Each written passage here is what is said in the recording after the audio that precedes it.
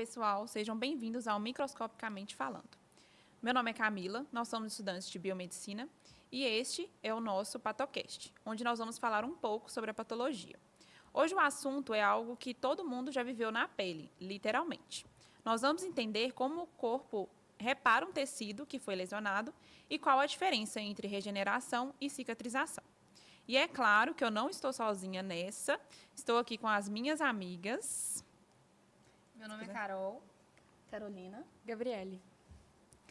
E eu garanto que depois de hoje, vocês nunca mais vão olhar para um simples arranhão do mesmo jeito.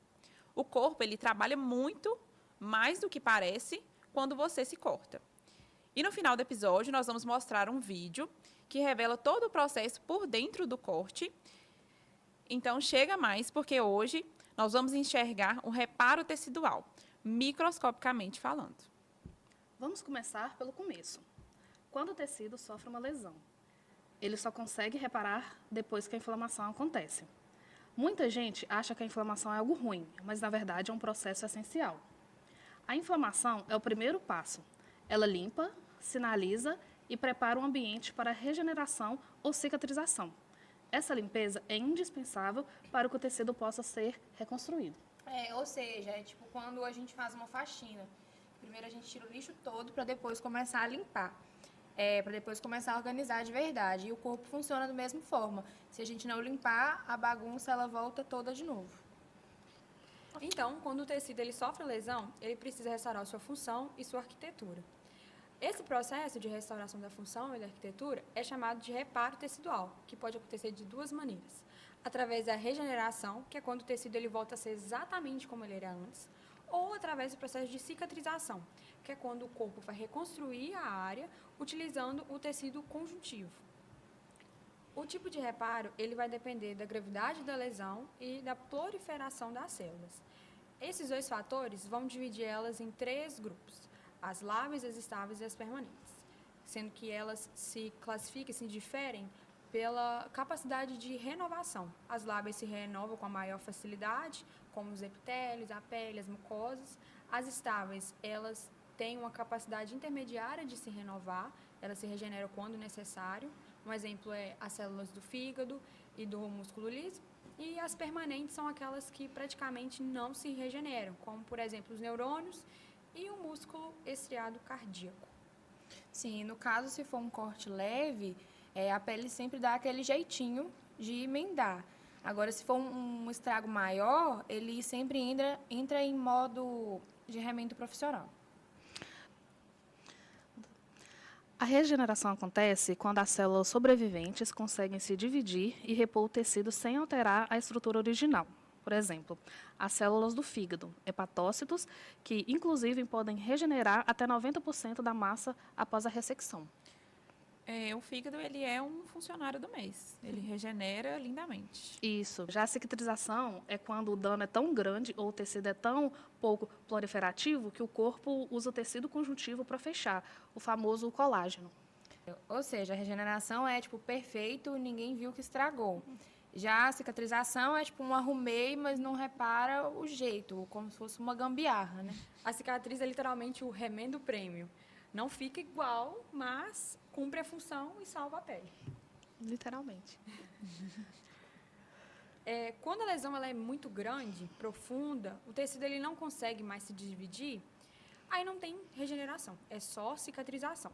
Com isso, agora, vou apresentar mais profundamente as etapas da cicatrização, para que a gente possa entender melhor como funciona esse processo. A hemostasia, ela é uma fase imediata, ela acontece logo quando o corte ou a lesão no tecido. Ela tem como objetivo parar o sangramento, e para isso, as plaquetas vão formar um tampão, e a fibrina vai auxiliar a interromper o sangramento e liberar fatores que vão iniciar o reparo. A fase seguinte é a fase de inflamação.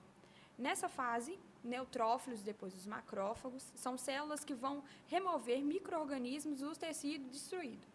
E aí elas vão liberar citocinas que vão ativar os fibroblastos.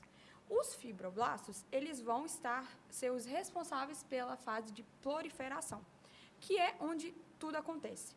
Eles vão produzir colágeno tipo 3, que vai auxiliar no processo de restauração ali do tecido. E o processo de angiogênese vai fazer com que surjam novos vasos sanguíneos. E aí que a ferida começa a ser preenchida com um tecido de granulação que vai ser irrigado pelos novos vasos sanguíneos do local, deixando ali na pele, visualmente, superficialmente, aquele tecido no vermelho vivo. Depois, a fase final é a fase de maturação, é a fase mais demorada desse processo todo, em que o colágeno tipo 3 ele vai ser reorganizado em colágeno tipo 1, e aí a cicatriz vai ficar bem mais forte e menos vascularizada, dando início ao tecido que vai ser o definitivo ali do local. Então, o fibroblasto ele é como se fosse um trabalhador que chega com as ferramentas e fala, ok, quem que fez essa bagunça? Pode deixar que eu arrumo. Trabalha mesmo, ele é um trabalhador que faz tudo acontecer. É ele que vai reconstruir a área por completo. Então, o tecido de granulação é aquele tecido vermelho, úmido e cheio de vasos que aparecem em ferimentos profundos. Ele é composto por fibroblastos, mais vasos novos, mais macrófagos.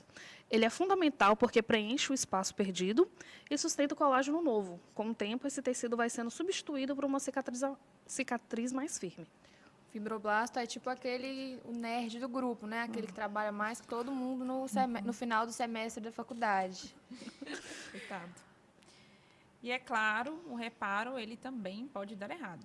Vários fatores afetam esse processo, né? Como infecção, má irrigação sanguínea, diabetes, desnutrição, corpo estranho no local.